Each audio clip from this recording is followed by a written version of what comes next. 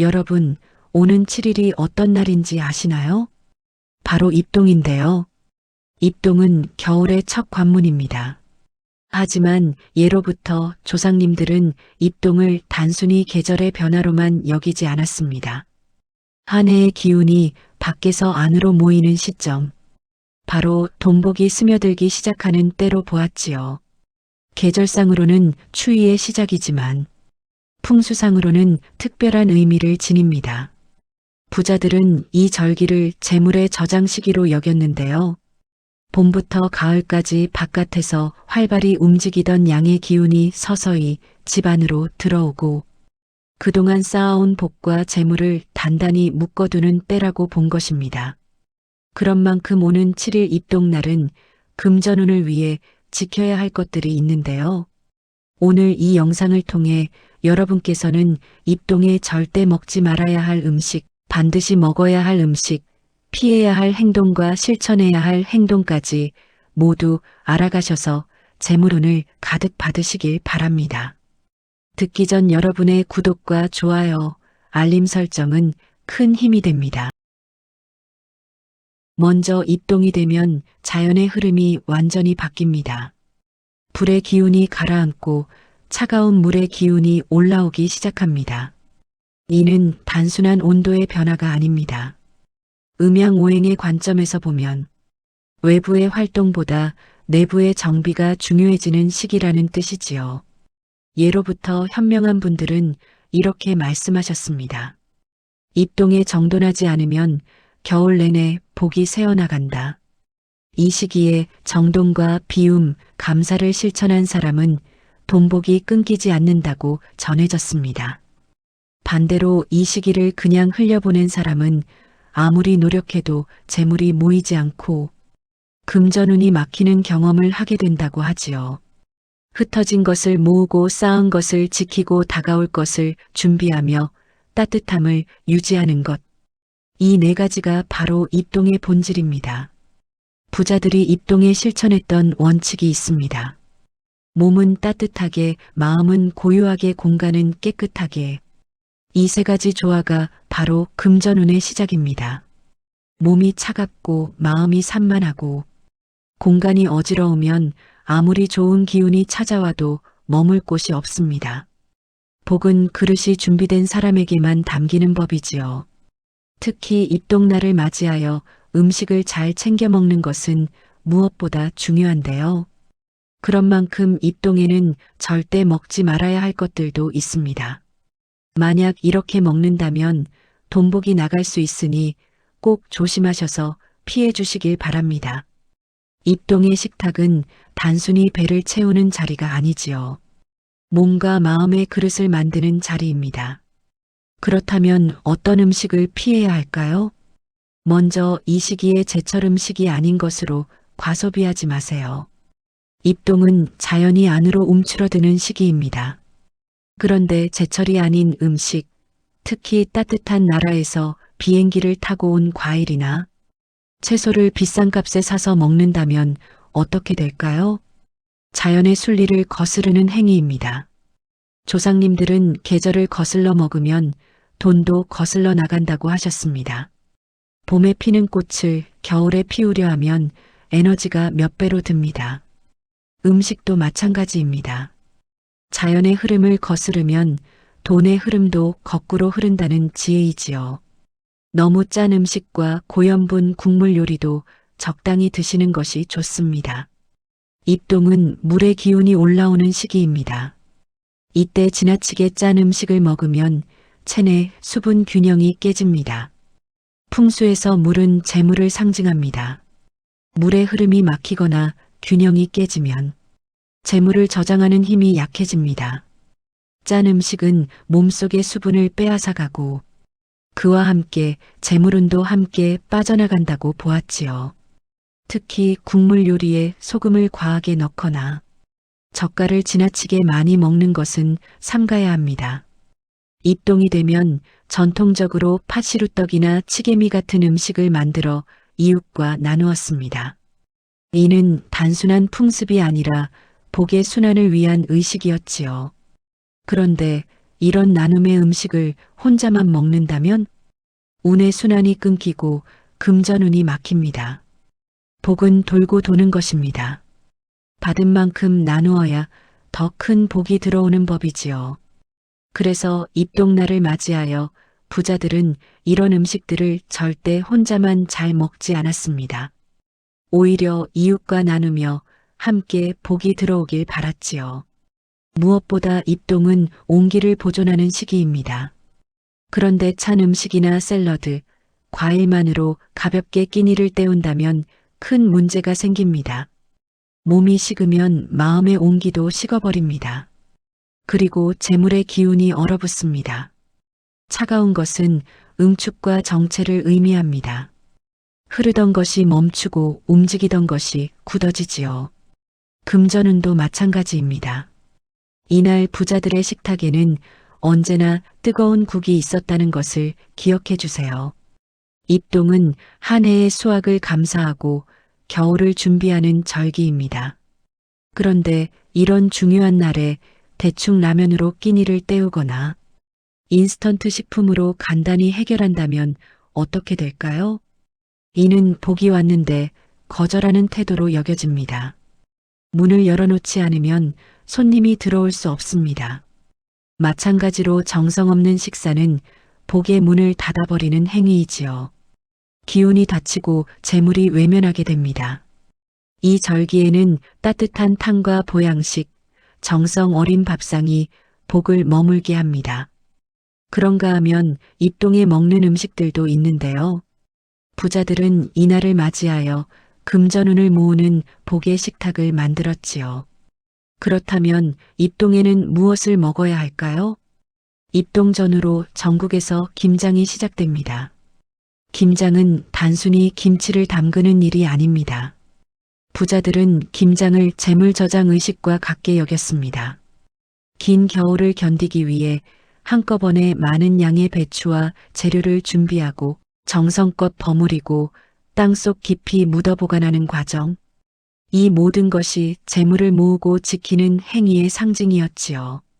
김장을 정성껏 담그고 이웃과 나누는 것. 그 자체가 복을 부르는 의식이며 김장 김치를 먹는 것은 재물운을 위한 방법입니다. 예로부터 팥은 잡기를 쫓는 식재료로 여겨졌습니다. 팥의 붉은색은 양의 기운을 상징하며 어둠과 탁한 기운을 몰아낸다고 전해졌지요. 그래서 입동에 팥시루떡을 쪄서 먹고 나누는 것은 집안의 부정한 기운을 정화하고 새로운 운을 불러들이는 의식이었습니다. 특히 팥시루떡은 이웃과 나누어 먹어야 효과가 배가 됩니다. 혼자 먹으면 복이 갇히고 나누면 복이 순환한다고 하지요. 입동은 풍요를 상징하는 음식을 먹는 시기인데요. 특히 제철 식재료로 몸을 보하면 재물운이 회복됩니다. 추어탕은 대표적인 입동 보양식입니다. 미꾸라지는 땅속 깊은 곳에서 사는 생명력 강한 식재료입니다. 이를 푹 끓여 먹으면 몸속 깊은 곳의 양기가 되살아나지요. 또한 고등어, 가리비 같은 제철 수산물도 좋습니다. 이 시기 바다에서 나는 것들은 풍요의 기운이 가득하여 재물운을 높여줍니다. 입동 무렵이면 가을에 수확한 햅쌀로 밥을 짓기 시작합니다. 그런데 새 곡식의 양기는 특별합니다. 묵은 기운을 밀어내고 새로운 생명력을 불어넣어 주지요. 부자들은 햅쌀밥을 새로운 돈주를 맞이하는 상징으로 여겼습니다. 묵은 재물의 기운을 정리하고 새로운 금전운을 받아들이는 의식인 셈이지요. 또한 따뜻한 흰쌀밥을 먹는 것 역시 풍요를 부르는 방법이므로 부잣집에서는 이날 하얀 쌀밥을 갓지어서 나누어 먹기도 했습니다. 밤과 대추는 정기를 보강하는 대표적인 식재료입니다. 밤은 신장을 보호하고 대추는 비장을 튼튼하게 합니다. 신장은 생명력의 근원이며 비장은 소화와 기운의 중심입니다. 이 두 장기가 튼튼해야 재물을 받아들이고 저장하는 힘이 생깁니다. 뿌리를 단단히 잡는다는 의미이지요. 뿌리가 튼튼해야 나무가 흔들리지 않듯 몸의 근본이 튼튼해야 금전운이 흔들리지 않습니다. 이렇게 입동날에는 먹는 음식과 방법에 대해 신경을 써야 하지만 입동의 재물운을 위해 절대 하지 말아야 하는 금기 행동이 있는데요. 아무리 좋은 음식을 먹어도 행동이 잘못되면 돈복은 금방 새어나갑니다. 먼저 입동은 수확을 마무리하고 저장을 시작하는 시기입니다. 그런데 남은 곡식이나 채소를 냉장고 구석에 방치하거나 상하도록 내버려 둔다면 어떻게 될까요? 이는 풍요를 낭비하는 태도입니다. 그렇게 되면 돈복의 에너지가 썩어버립니다. 자연이 준 선물을 소홀히 하면 자연도 더 이상 선물을 주지 않습니다. 재물도 마찬가지이지요. 작은 돈을 함부로 다루면 큰 돈도 오지 않습니다. 남은 식재료는 정리하고 상한 것은 과감히 버리고 필요한 것은 이웃과 나누는 것이 좋습니다. 많은 분들이 입동을 그저 겨울이 왔구나 하고 지나칩니다. 하지만 이는 기운 전환을 놓치는 행위이지요. 이런 시기는 단순한 날짜가 아닙니다. 자연의 에너지가 완전히 바뀌는 전환점입니다. 이 시기를 의식하지 않고 그냥 흘려보내면 새로 들어오는 운의 길이 막힙니다. 이날 입동이라는 것을 인식하고 의식적으로 약간 실천하는 것만으로도 기운이 달라지기 시작하지요. 그런가 하면 입동은 정돈의 시기입니다. 그런데 집안이 어질러져 있고 옷장이 뒤죽박죽이고 서랍 속이 쓰레기로 가득하다면 어떨까요? 많은 분들이 아시다시피 탁한 공간에는 복이 머무르지 않습니다. 몇백억을 소유한 한 자산가도 집안 정도는 돈복의 문을 여는 손잡이와 같다고 했지요. 문을 열어야 손님이 들어오듯 공간을 정리해야 복이 들어옵니다. 특히 입동 전후 일주일 동안은 집안 곳곳을 정리하는 시간을 가지세요. 현관, 부엌, 침실, 화장실, 창고까지 하나하나 점검하고 정돈하는 것이 중요합니다. 무엇보다 입동은 감사와 나눔의 시기입니다. 그런데 뭐하러 번거롭게라는 생각으로 대충 넘어가거나 나누라는 말에 내 것도 부족한데라고 생각한다면 돈복의 순환이 차단됩니다. 금전운이 막히는 것이지요. 물은 흘러야 맑아지고 복도 돌아야 커집니다.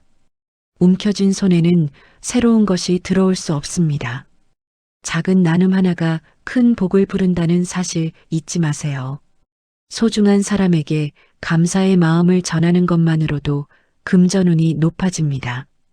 입동 이후는 자연도 쉬는 시기입니다. 그런데 여전히 무리한 일정을 잡고 밤늦게까지 일하고 몸을 혹사한다면 에너지 고갈은 운의 누수입니다. 입동날에는 자연의 리듬에 순응해야 하지요.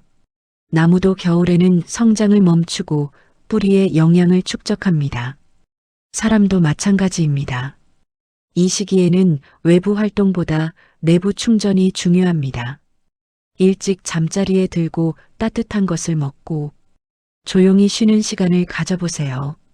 부자들은 기운이 머무는 시간인 새벽과 밤에 특히 신경을 썼습니다.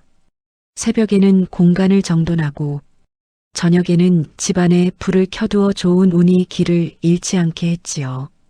입동의 실수 하나가 겨울 전체의 기운을 얼릴 수 있습니다. 작은 실천이 큰 복을 만든다는 것을 기억해 주세요. 그렇다면 입동에는 구체적으로 무엇을 해야 할까요? 과거의 풍습을 현대적으로 어떻게 실천할 수 있을까요? 부자들이 대대로 지켜온 입동의 실천법을 오늘날 우리의 삶에 맞게 적용할 수 있도록 전해드릴게요. 과거 우리 조상님들은 입동이 되면 어르신들을 모시고 잔치를 벌였습니다. 이는 단순한 효도가 아니라 존중과 나눔이 운을 부른다는 깊은 풍수 원리가 담긴 풍습이었지요. 어른을 공경하는 것이 곧 복을 공경하는 것이라 여겼습니다. 지혜와 경험을 존중하면 그 기운이 복으로 돌아온다고 했지요.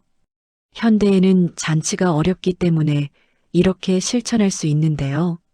주변 어르신이나 감사하는 사람들에게 식사 한 끼를 대접하거나 작은 선물을 나눠주는 것이지요. 부모님께 따뜻한 음식을 대접하거나 스승님께 안부 전화를 드리거나 이웃 어르신께 과일 한 박스를 전하는 것. 이런 작은 실천이 복의 순환을 만듭니다. 직접 만나기 어렵다면 전화 한 통, 메시지 한 줄도 좋습니다. 덕분에 잘 지내고 있습니다. 항상 감사합니다. 건강하세요. 이 한마디가 막혔던 복의 문을 활짝 엽니다. 나눔의 에너지가 재물의 흐름을 확장시키고 감사의 마음이 금전운을 불러옵니다. 과거에는 입동이 되면 채소와 곡식을 정리하여 저장했습니다. 김장을 하고 곡식을 말리고 장독대를 정비하는 일, 이 모든 것이 재물운을 정리하는 의식이었습니다.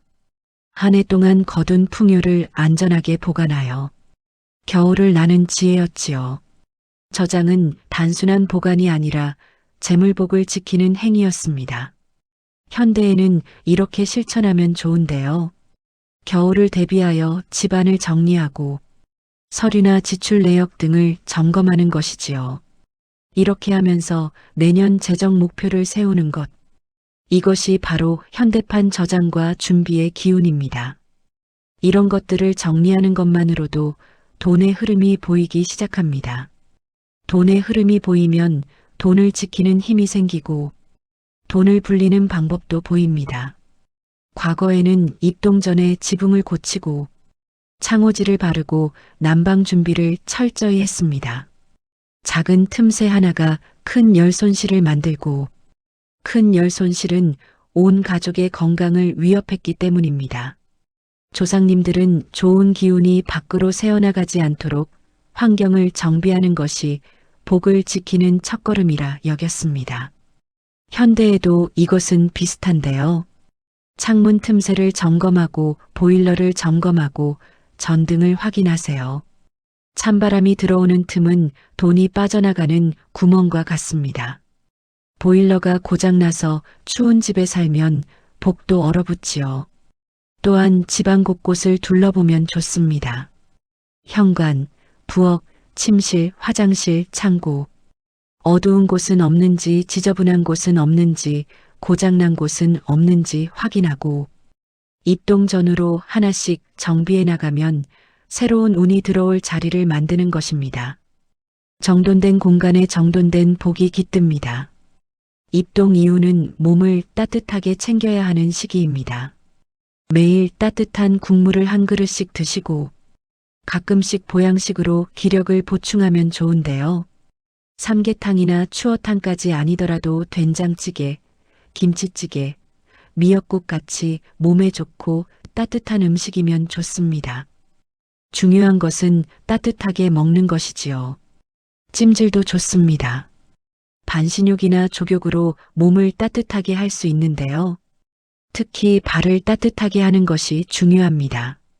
발은 제2의 심장이며 발이 따뜻해야 전신의 기혈이 원활하게 흐르지요. 이렇게 몸이 재물운을 받는 좋은 그릇이 되도록 관리하세요. 몸이 차갑고 지쳐 있으면 아무리 좋은 복이 와도 받을 수 없습니다. 피곤한 그릇에는 물을 담을 수 없듯 지친 몸에는 복을 담을 수 없습니다. 입동은 복이 스며드는 날입니다. 정리된 마음과 공간에 복이 머물지요. 깨끗한 그릇에 맑은 물이 담기듯 정돈된 삶에 맑은 복이 담깁니다. 어지러운 곳에는 재물운도 길을 찾지 못하고 탁한 곳에는 금전운이 머물지 못합니다. 하지만 준비된 곳에는 반드시 돈복이 찾아옵니다. 복을 부르는 자세는 스스로 만드는 것입니다. 자연은 기회를 주지만 그 기회를 잡는 것은 우리의 몫입니다. 하늘은 스스로 돕는 자를 돕는다고 했습니다. 그러니 따뜻한 마음과 정돈된 공간으로 이번 입동을 보내세요. 그러면 금전운은 저절로 따라옵니다. 재물은 준비된 사람에게 흘러갑니다. 여러분이 지금 이 영상을 보고 계신다는 것 자체가 이미 금전운이 들어오는 것을 준비하는 과정입니다. 여러분 한 분 한 분의 풍요와 재물복을 진심으로 응원합니다. 이번 입동을 계기로 여러분의 삶에 따뜻한 복이 가득 차기를 바랍니다. 오늘 영상이 도움이 되셨다면 주변의 소중한 분들께도 전해주세요. 지금까지 인생길잡이였습니다. 구독과 좋아요, 알림 설정은 큰 힘이 됩니다. 감사합니다. 행복하세요.